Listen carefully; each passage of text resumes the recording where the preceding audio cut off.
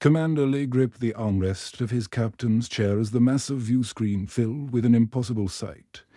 Dozens of sleek alien warships materialized from the darkness of space, their hulls gleaming like polished obsidian under the distant starlight. Each vessel was easily 3 times the size of humanity's pride and joy, the starship New Soul, and they moved with a predatory grace that made Lee's stomach clench. "Sir, we're completely surrounded," whispered Navigation Officer Park, her voice barely audible over the hum of the ship's systems. The bridge crew sat frozen at their stations, watching as more and more alien craft dropped out of hyperspace around them. What had started as humanity's first peaceful exploration mission beyond the solar system had just become something far more dangerous.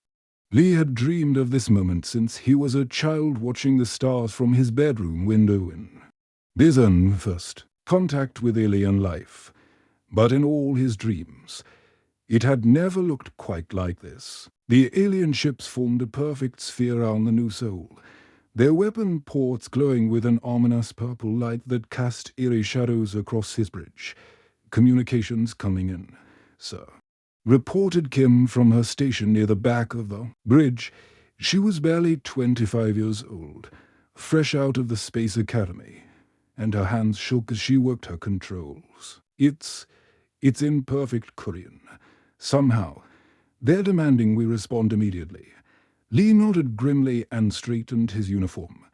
"Put it on the main screen."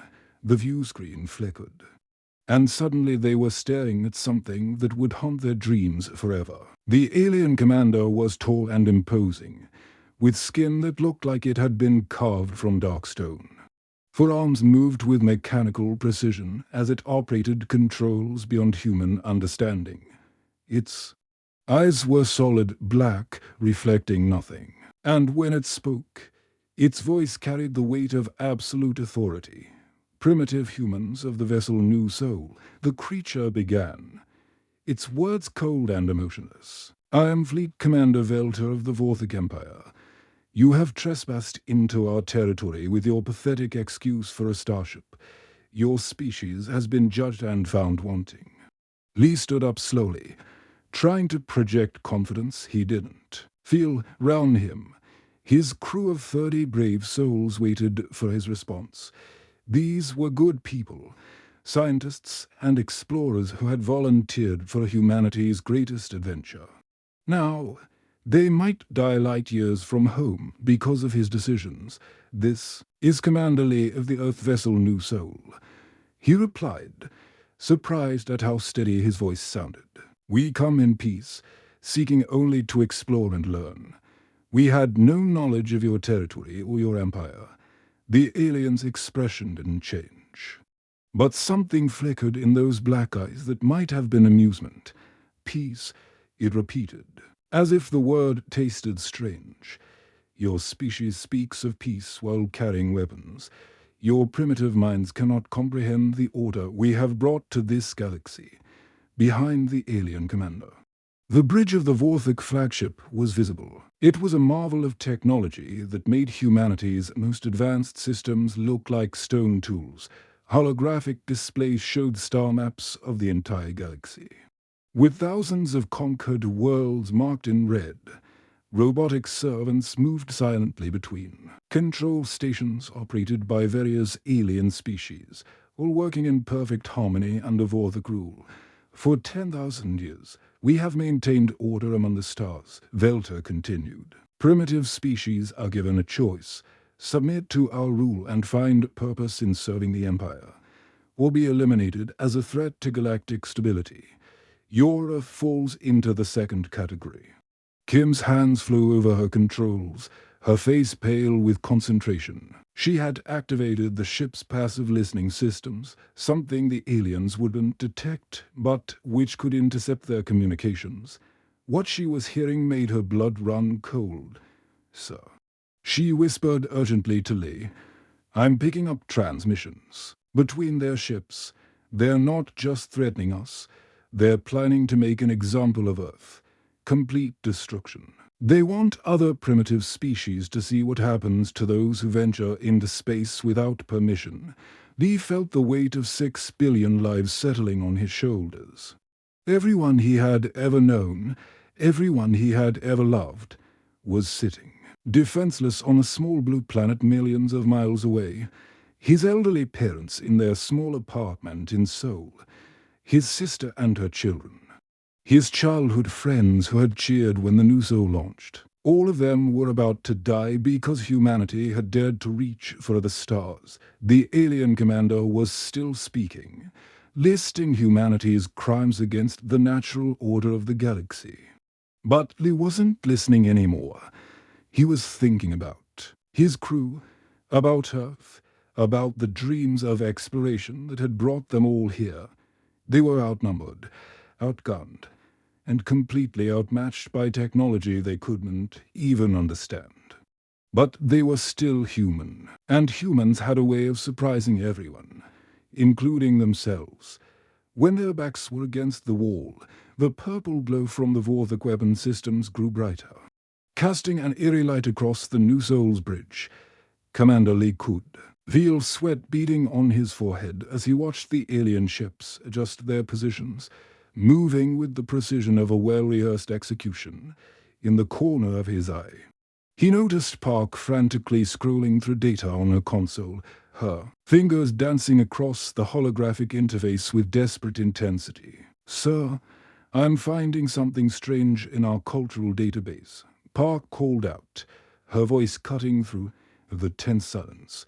She was the ship's xenocultural specialist, someone who had spent years studying how different civilizations might interact. But right now, she wasn't looking at alien cultures.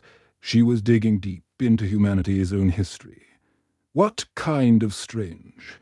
Lee asked, never taking his eyes off the main screen where Velta was conferring with other Vorthok commanders. The alien gestures were sharp and decisive, the movements of creatures who had done this countless times before. "Every species they've encountered follows the same pattern," Park explained, pulling up holographic displays that showed battle records from across the galaxy.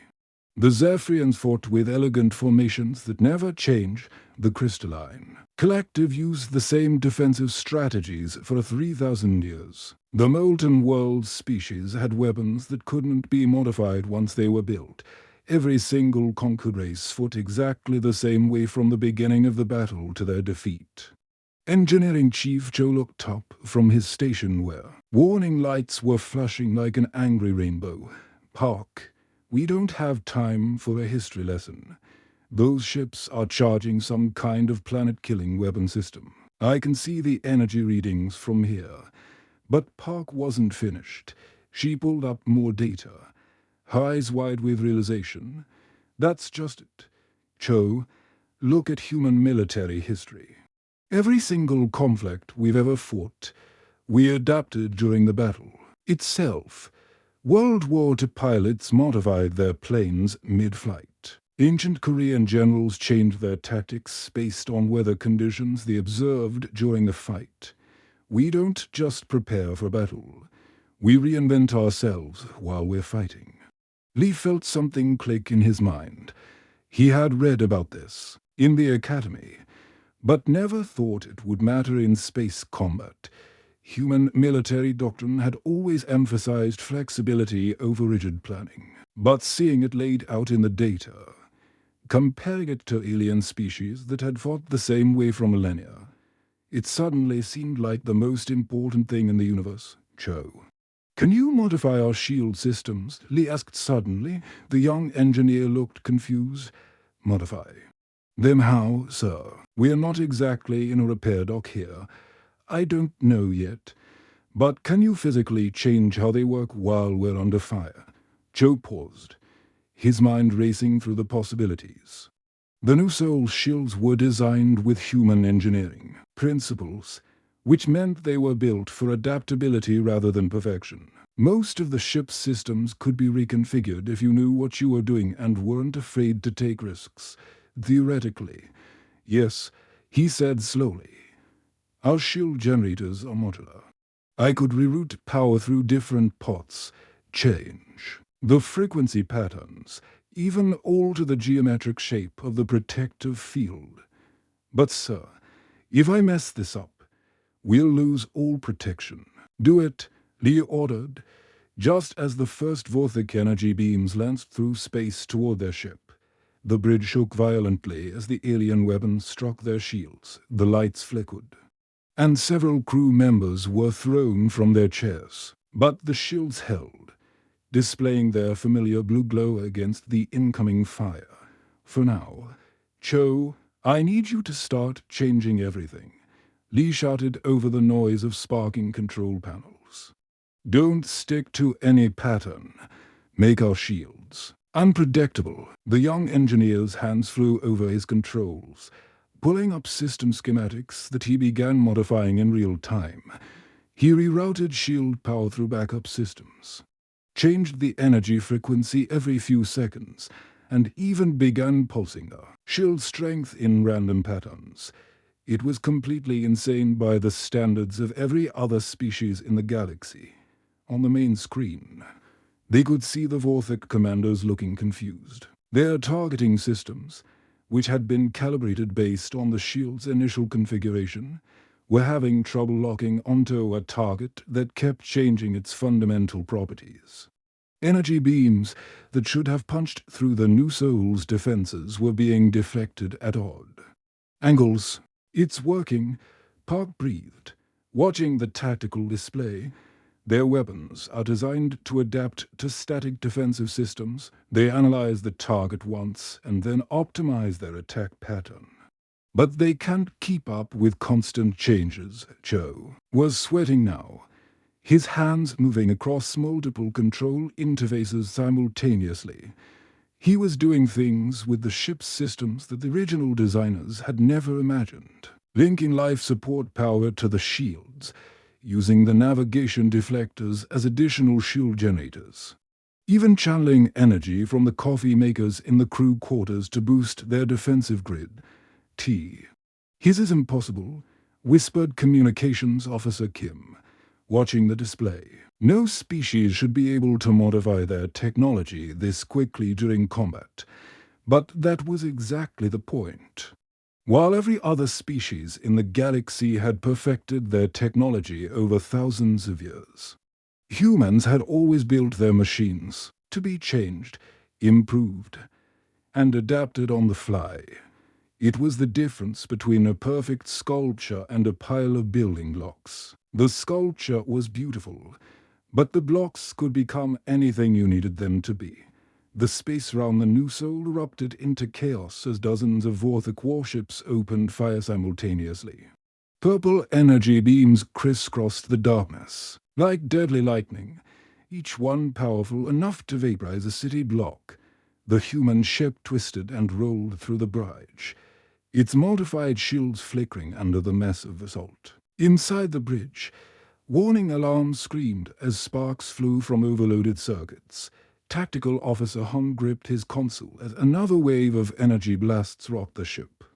He had been studying the enemy attack patterns for the past few minutes, his military training kicking in despite the overwhelming odds. Something about the Vorthik assault was bothering him, but he couldn't put his finger on it until he saw the same sequence repeat for the third time. Commander Lee, Hung called out over the noise of battle. They're following a pattern. Look at the tactical display. Ship Group Alpha fires for exactly 12 seconds. Then Group Beta takes over while Alpha recharges. Then Group Gamma. Then back to Alpha. It's like they're following a dance routine. Lee dodged a piece of falling debris from the ceiling and squinted at Han's screen. Sure enough, the alien attack was following a precise mathematical sequence. It was incredibly efficient, ensuring that the new soul was always under fire while maximizing the use of each weapon system. But it was also completely predictable once you figured out the timing. How long do we have between each group's firing cycle? Lee asked. Exactly 2.3 seconds, Hom replied, his fingers flying over the tactical controls. But, sir, that's barely enough time to breathe, let alone do anything useful. That's when Engineer Song's voice crackled over the comm system. From the engine room. "Commander, I'm monitoring the battle from down here. If Han can predict their firing patterns, I might be able to do something crazy with our engines." Define crazy, Lee said, though he was already pretty sure he didn't want to know the answer. "Well, our fusion drives weren't designed for combat maneuvers," Song explained, his voice competing with the sounds of machinery being rapidly reconfigured. "But I can overload them in short bursts instead of smooth acceleration.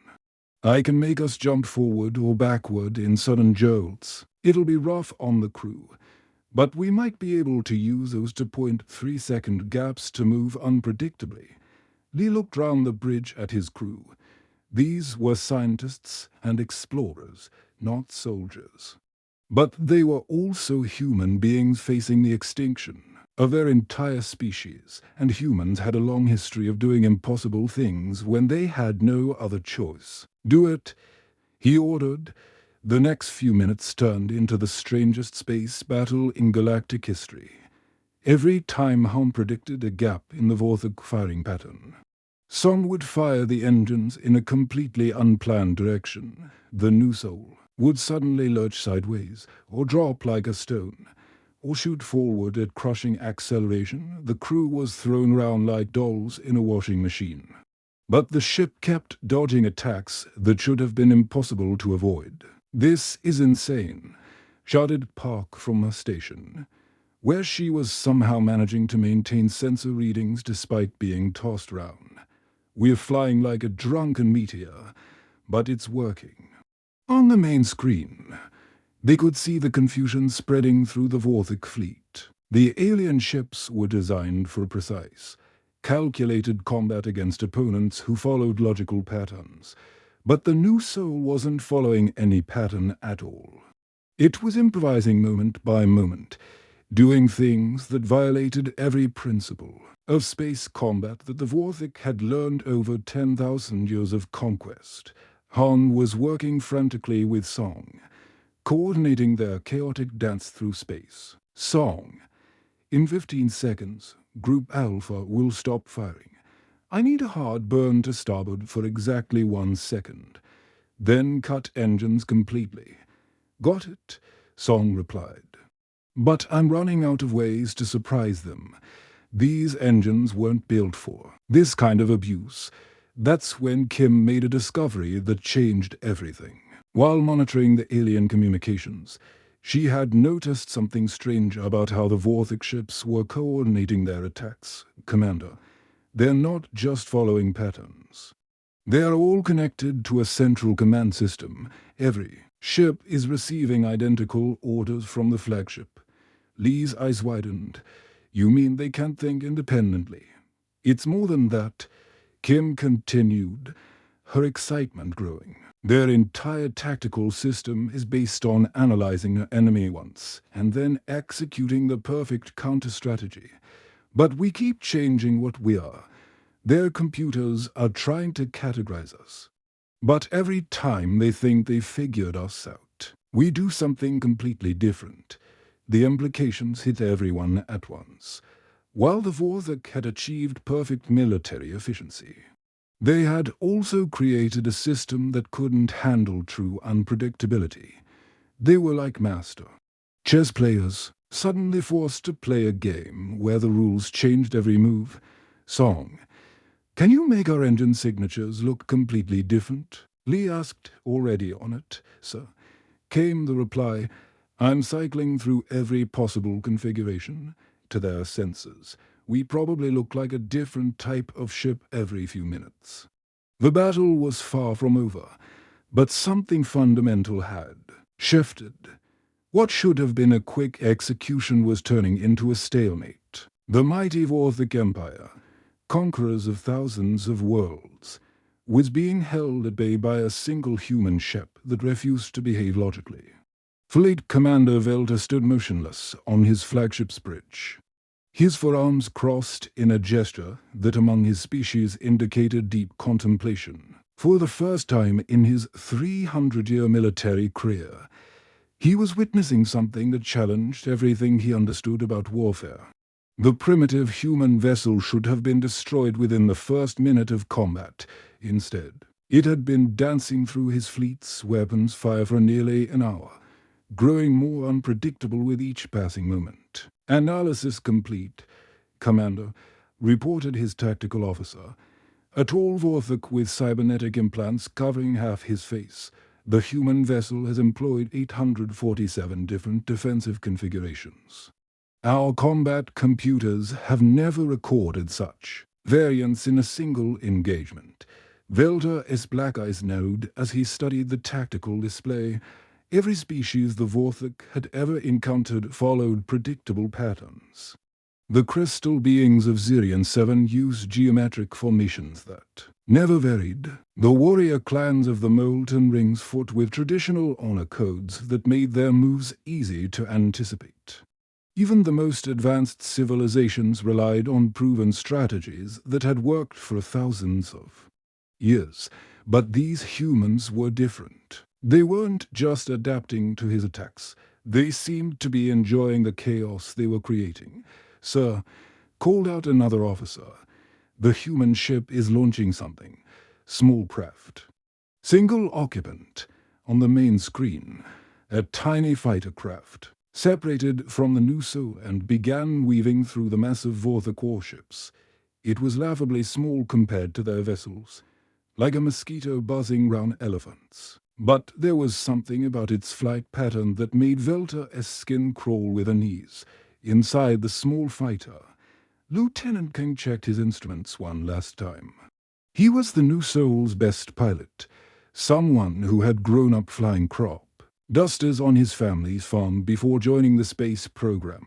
His fighter was armed with only basic weapons, nothing that could seriously damage a Vorthok warship.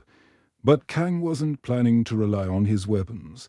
"New Sol, this is Kang," he said into his comm system, his voice steady despite knowing he would probably never see his home again. "I'm going to try something stupid. Be ready to take advantage of whatever happens next." Commander Lee's voice crackled back through the static. "Kang, return to the ship immediately. That's an order." "Sorry, sir," Kang replied with a grin that no one could see.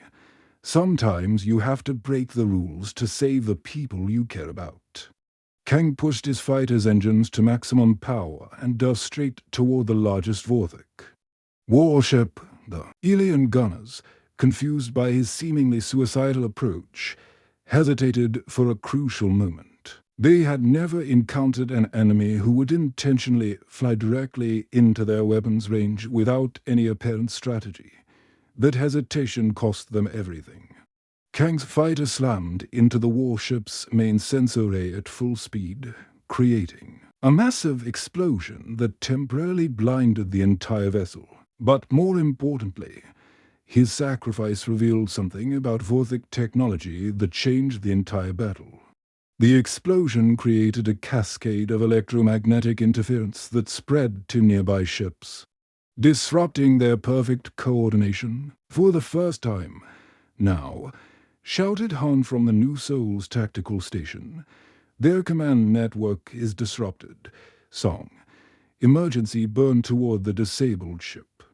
The new Sol shot forward like a bullet, taking advantage of the confusion to position itself behind the damaged Vorthok vessel. But instead of attacking, Engineer Song did something that made Velter's blood run cold with recognition. The human ship began scanning the disabled vessel's technology. "Learning from it in real time. Impossible," whispered Velter's tactical officer. "They're reverse engineering our systems during active combat. No species has ever demonstrated such rapid technological adaptation." But it got worse within minutes. The new Sol began broadcasting the same electromagnetic interference that had disabled the first ship. Song had figured out how to replicate the effect using their own systems, turning Kang's desperate sacrifice into a weapon that could be used against the entire fleet. "Sir, we're losing coordination with 17 ships," reported another officer, panic creeping into his normally steady voice. The humans are somehow jamming our command protocols. Velter watched in growing horror as the human ship began moving through his fleet like a virus, spreading chaos and confusion wherever it went. But the most terrifying part wasn't their technology or their tactics. It was the way they seemed to thrive in the disorder they were creating. Every other species became less effective as battles grew more chaotic and unpredictable. Order and structure were the foundations of civilized warfare. But these humans were getting stronger, more creative, more dangerous as the situation spiraled beyond anyone's control. "Commander," his second-in-command said quietly, "perhaps we should consider retreat. We can return with a larger force." The words hit Velter like a physical blow. In 10,000 years of conquest, the Vorthok Empire had never retreated from a battle against a single enemy vessel. They had faced entire armadas and emerged victorious through superior tactics and overwhelming firepower. But now, watching the new soul dance through his fleet like it belonged there, he realized something that would haunt him for the rest of his life. These humans weren't just surviving the impossible, they were turning it into their greatest advantage. The silence that followed was unlike anything the crew of the New Soul had ever experienced.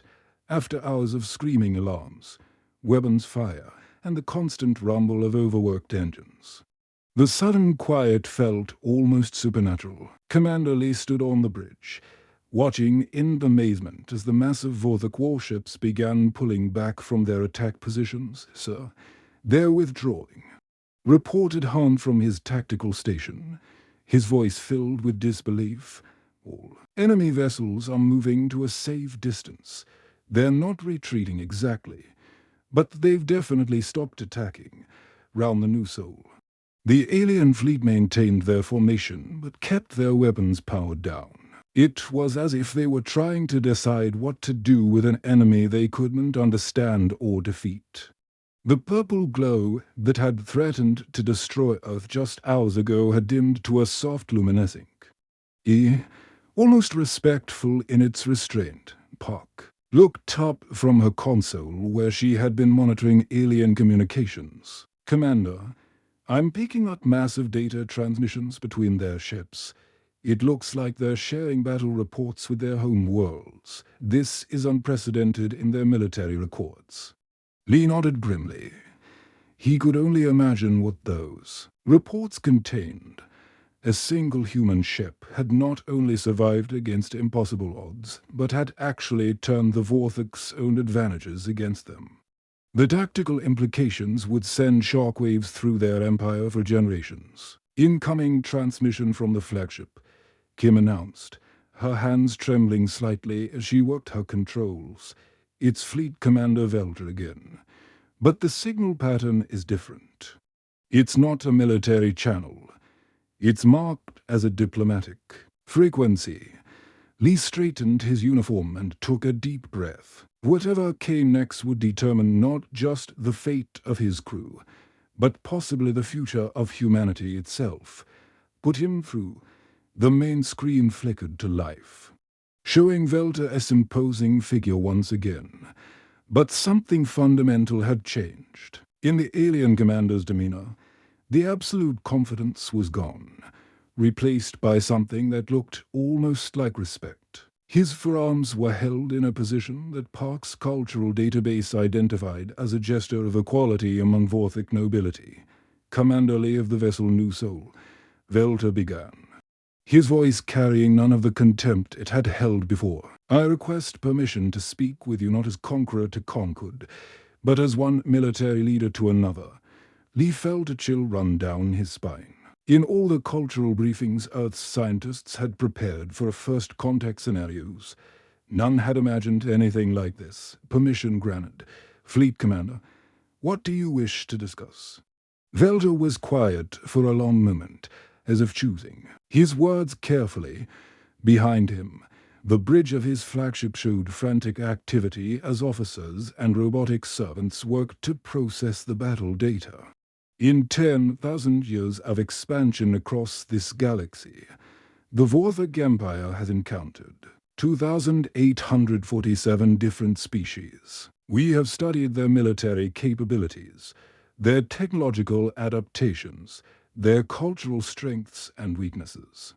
Every single one followed predictable patterns that allowed us to achieve victory through superior planning and overwhelming force.